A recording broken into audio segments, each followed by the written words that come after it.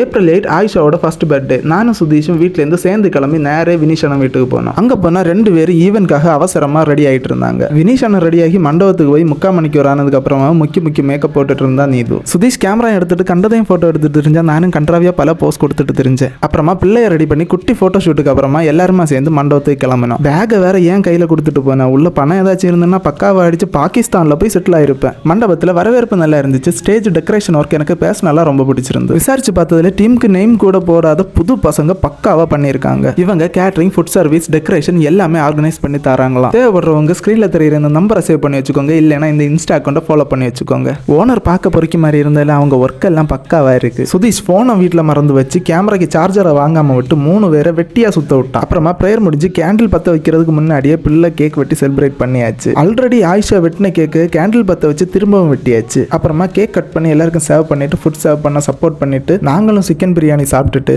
சும்மா சுத்திட்டு இருந்த என்கிட்ட டான்ஸ் ஆட கேட்டதுனால குட்டியா கொஞ்சோண்டு மூமெண்ட்ஸ் போட்டேன். அப்புறமா ஜிஜோ அண்ணாவும் வேற ஒரு அண்ணாவும் வந்து தாறுமாற ஆடினாங்க.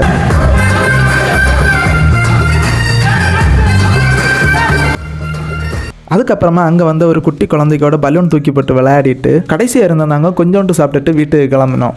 அவ்வளோதான். இத்துடன் அடுத்த வீடியோவில் உங்களை சந்திக்கும் வரை உங்களிடமிருந்து விடைபெறுகிறேன். நன்றி, வணக்கம்.